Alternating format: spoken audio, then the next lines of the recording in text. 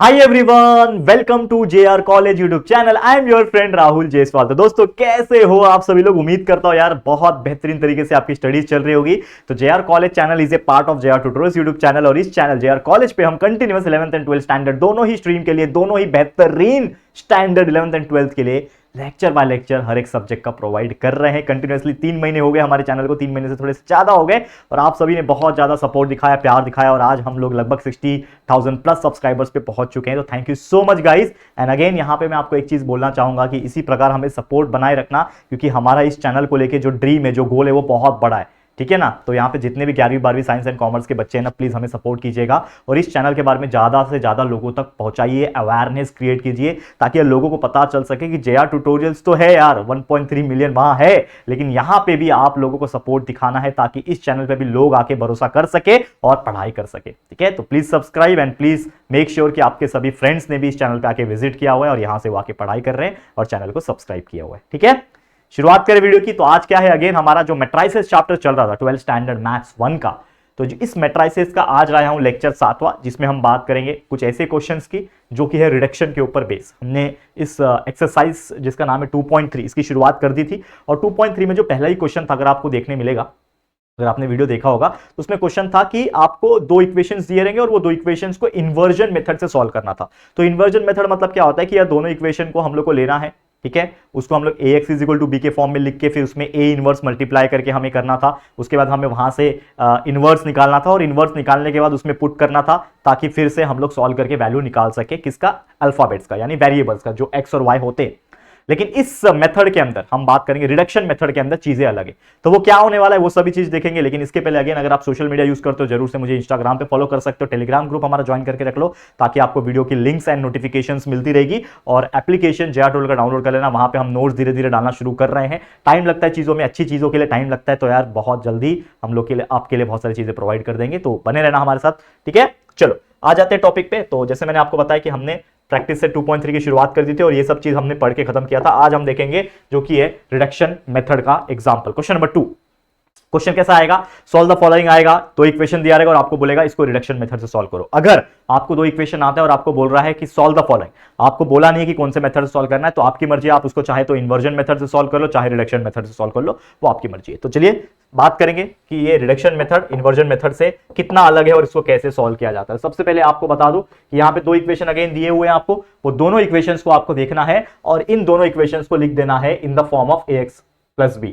ठीक है, तो matrix, the matrix can be written as ax is equal to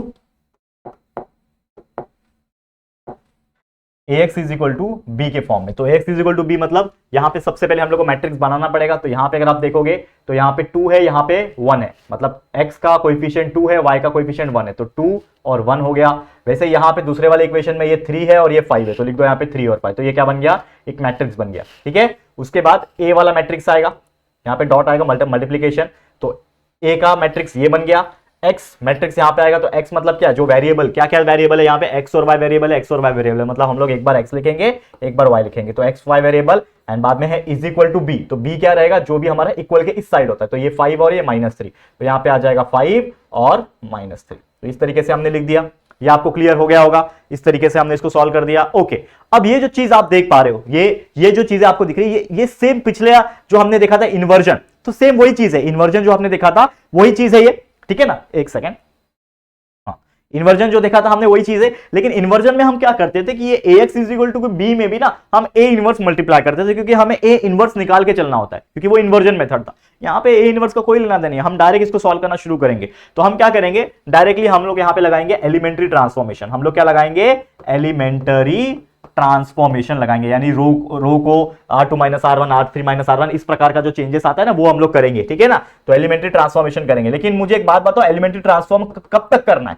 कैसे वैल्यू निकलेगा, हमें चाहिए x और y के वैल्यू। ठीक है ना, मतलब इस चीज को या तो आप 1 0 0 1 बना दो, यानी आइडेंटिटी मैट्रिक्स बना दो, या तो आप इसको अपर ट्रायंगुलर मैट्रिक्स बना दो। अपर ट्रायंगुलर मैट्रिक्स मतलब क्या हो जाएगा, ये डायगोनल के ऊपर जितने भी एलिमेंट्स है ये सब रहेंगे और ये आपका 0 बन जाएगा। मतलब इसको अगर आप 0 बना दोगे, इसको अगर आप 0 बना दोगे तो हमारा वैल्यू ऑटोमेटिकली निकल जाएगा। ठीक है, ये एक चीज हुआ।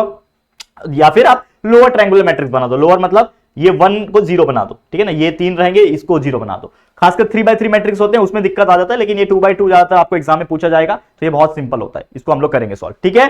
करे सॉल्व, ध्यान देना, बहुत ही ईजी लगेगा आप लोग को, मतलब इससे ईजी एग्जाम्पल आप बोलोगे सर हो ही नहीं सकता, ठीक है।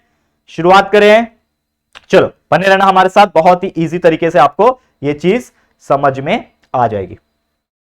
ओके चलो, अब मुझे एक बात बताओ, सबसे पहले मैं क्या करूं इसमें, अगर समझ लो इसको मुझे अपर ट्रायंगुलर मैट्रिक्स बनाना है। अपर ट्रायंगुलर मैट्रिक्स मतलब ये तीनों रहेंगे और ये 0 हो जाएगा। अब ये 3 को मुझे 0 बनाना है तो मैं कैसे बनाऊंगा, डायरेक्टली तो इसको मैं लाइक 3 - 3 तो नहीं कर सकता, मतलब समथिंग इससे ही करना पड़ेगा। तो हम पहले बात तो कलर चेंज कर लेते हैं, और यहां पे मैं थोड़ा सा क्या करूंगा, दिमाग लगाऊंगा। क्या दिमाग लगाऊंगा बताओ यहां पे, अगर मैं इस ये वाले इक्वेशन को, अगर देखो मुझे क्या करना पड़ेगा, देखो इसको इससे कुछ डिवाइड करके कुछ कैंसिल करना होगा, मतलब ये वाला वैल्यू सेम बनाना पड़ेगा। तो ये 3 को मैं 6 बना सकता हूं अगर 2 से मल्टीप्लाई करूं तो मैं क्या करूंगा, R2 को, ये जो R2 वाला जो लाइन है ना, ये R2 है ना, तो R2 को मैं क्या करूंगा, मल्टीप्लाई करूंगा। किससे मल्टीप्लाई करूंगा, 2 से मल्टीप्लाई करूंगा, ठीक है।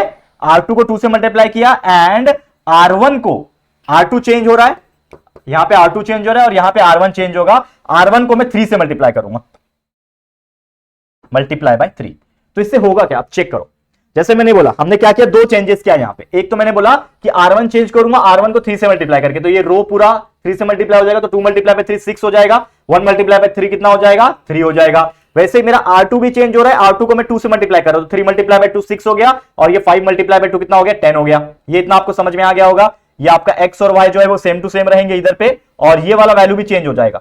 R1 को किससे मल्टीप्लाई करना था, 3 से, तो 5 3 हो गया 15, और R2 को किससे मल्टीप्लाई करना था, 2 से, तो -3 × 2 इज नथिंग बट -6। ये इतना आपको समझ में आ गया होगा। यहां तक कोई परेशानी आप लोग को बिल्कुल नहीं होगी, ठीक है, यहां तो कोई परेशानी नहीं हुई होगी। अब वापस से अगर आप ध्यान दोगे, ये 6 और ये 6 क्या हो गया, सेम हो गया। अब ये 6 - 6 कर दूंगा तो ये 0 हो जाएगा, ये 0 हो जाएगा ना। तो मैं क्या करता हूं, यहां पे वापस से R2 को चेंज करता हूं, तो R2 change to R2 - R1, मतलब मेरा R2 R1 से माइनस हो जाएगा। तो यहां पे क्या बचेगा हमारा, देखो यहां पे ये ऊपर का जो फर्स्ट रो है वो सेम टू सेम रहेगा, क्योंकि इसमें कोई चेंजेस नहीं है, चेंजेस R2 में हो रहा है। तो 6 - 6 0 ये हो गया, और 10 - 3 ये हो गया 7, ये आ गया आपका डॉट, यानी मल्टीप्लाई बाय x और y ये है यहां पे, और इज इक्वल टू ये वाला पॉइंट भी, ये देखो ये ऊपर का 15 सेम रहेगा, लेकिन ये -6 R2 है ना, तो -6 - 15 तो कितना हो जाएगा, -21। तो -6 - 15 -21 हो गया, ये वैल्यू आ गया। अब यहां पे अगर आप देख पा रहे होंगे, ये 0 हो गया। ये 0 होने की वजह से अब मैं क्या लिखूंगा यहां पे, अब यहां पे मैं क्या लिखूंगा, अगर देखो यहां पे अगर आप थोड़ा सा भी दिमाग लगा पा रहे हो, तो ये 6x + 3y = 15 हो जाएगा, मतलब इक्वेटिंग ऑफ द मैट्रिसेस। हम लोग क्या लिखेंगे यहां पे, डायरेक्टली क्या लिखेंगे बताओ मुझे, क्या लिखेंगे, डायरेक्ट हम लोग एक स्टेटमेंट लिखेंगे, क्या लिखेंगे, by equality of matrices, by equality of matrices. क्या बोलता है, इक्वालिटी का मतलब क्या होता है, अब इक्वल इक्वल को साथ में ला दो। अब देखो ये 6 है, मल्टीप्लाई बाय x, 6 × x। अब देखो यहां पे कैसे बनेगा ये चीज, ये 6 × x होगा 6x, ठीक है, 6 × x + 6x प्लस 3 × y, ठीक है, प्लस 3 × y, ठीक है। नीचे 0 × x is nothing but 0x, ठीक है, 7 × y is nothing but 7y, ठीक है, ये हो गया।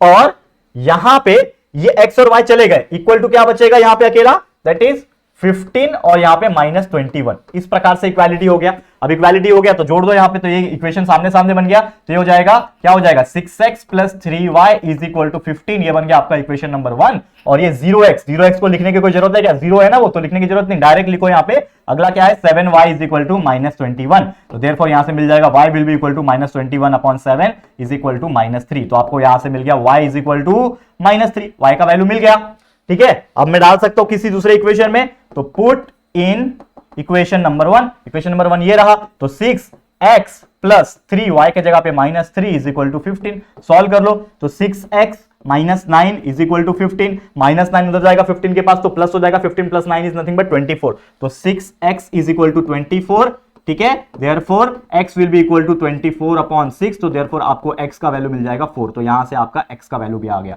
तो x = 4, और y is equal to -3, x is equal to 4 and y is equal to -3। कितना इजी तरीके से हमने इसका आंसर जो है वो निकाल दिया। तो इसी को बोलते हैं हम लोग रिडक्शन मेथड। हमने क्या किया, रिड्यूस किया, इसको छोटा कर दिया। रिड्यूस मतलब क्या होता है, कम करना। तो हमने इस प्रकार से सॉल्व किया कि किसी एक डिजिट को हमने 0 बना दिया, जिसके हेल्प से क्या हुआ, ये बन गया अपर ट्रायंगुलर मैट्रिक्स। पता है ना अपर ट्रायंगुलर, लोअर ट्रायंगुलर, ये सब पढ़ा है यार 11th में हमने, बहुत बेहतरीन तरीके से पढ़ाया हुआ है। इतना तो आप एक्सक्यूज मत देना कि यार सर ये नहीं पता था। तो अपर ट्रायंगुलर मैट्रिक्स बना दिया, जिसके हेल्प से क्या हो गया, ये 0 हो गया, तो ये 7y हो गया ना। तो एक वैल्यू निकल जाएगा तो दूसरे में डालेंगे तो दूसरा भी निकल जाएगा। तो सबसे पहले यहां से इसके हेल्प से हमें एक वैल्यू मिल गया, एक वैल्यू यहां मिल गया, इसको उठा के इक्वेशन नंबर 1 में डाल दिया, दूसरा वैल्यू भी मिल गया। समझ में आ गया। तो यही मेथड को इस तरीके से अगर आप सॉल्व करोगे तो यही होता है हमारा रिडक्शन मेथड, जिसके हेल्प से हम कोई भी वेरिएबल का वैल्यू इक्वेशन का अगर दिया है तो हम निकाल सकते हैं। ठीक है, क्लियर है, आगे बढ़ जाए। चलो नेक्स्ट क्वेश्चन पे जाते हैं। वापस से एक क्वेश्चन कराता हूं ताकि आप लोग को और अच्छी तरीके से क्लियर हो जाए। सबसे पहले इसको कैसे लिखेंगे हम लोग, ठीक है, कैसे लिखेंगे, the matrix can be written in ax is equal to B form. इसको ax और ax is equal to B form में लिखना है। तो a क्या है मेरा, बताओ, a क्या हो जाएगा, 1 और 3, यहां पे 3 और 5 लिख दिया a, ये a बन गया। उसके बाद डॉट x और y, ठीक है, उसके बाद इज इक्वल टू, और यहां पे आ जाएगा 2 और 4 आ गया, ax is equal to b के फॉर्म में आ गया।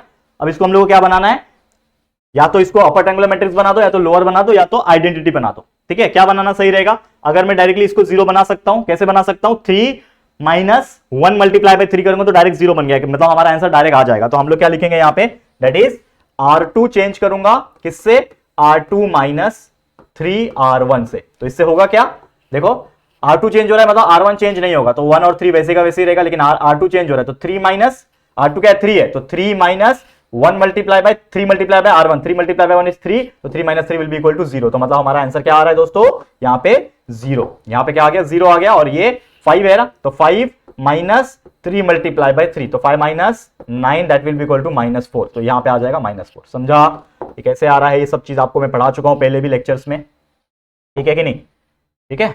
चलो ये हो गया, ये आपको समझ में आ गया।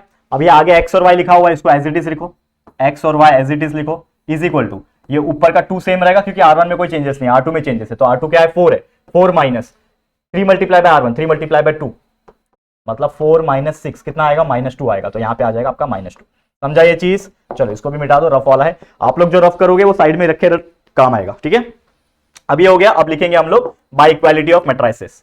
ये हो गया ना, ये 0 बन गया ना, बाकी इसका वैल्यू आ जाएगा, ये इससे मल्टीप्लाई होगा, ये इससे मल्टीप्लाई होगा, और ये इससे होगा, तो यहां से y का वैल्यू हमें मिल जाएगा। तो by equality of matrices, equality of matrices, by equality of matrices, इसके हेल्प से क्या हो जाएगा, बताओ क्या हो जाएगा। ये 1 मल्टीप्लाई बाय x, बीच में कुछ माइनस प्लस नहीं है ना इन दोनों के पास, तो direct 3 multiply bye y plus 3y, ये हो गया। वैसे 0 multiply by x is 0x, -4 multiply by y is -4y, ठीक है। और ये इक्वल है किसके, किसके इक्वल है, 2 और -2 के इक्वल है।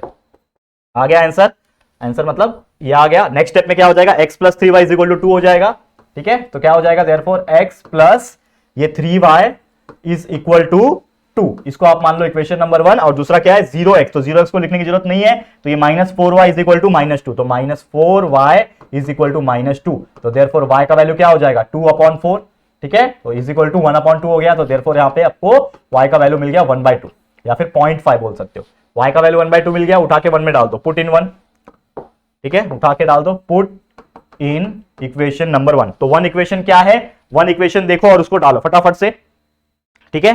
1 इक्वेशन क्या है, x प्लस 3y, तो x प्लस 3, y का वैल्यू कितना है 1/2, y इज इक्वल टू 2, ठीक है।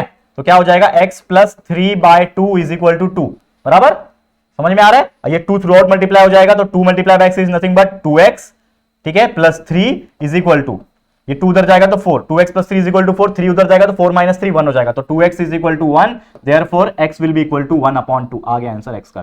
तो x का वैल्यू 1/2, y का वैल्यू भी ऑल्सो 1/2। तो कितना इजीली x और y का वैल्यू हम लोग निकाल सकते हैं by using the reduction method. ये आपके सामने सबूत है, बहुत इजी टाइप के एग्जांपल्स होते हैं, और मुझे नहीं लगता कि इससे ज्यादा सिंपल कोई एग्जांपल आपके एग्जाम में पूछा जा सकता है जिसके वजह से आप मार्क्स अच्छे से स्कोर कर पाओ।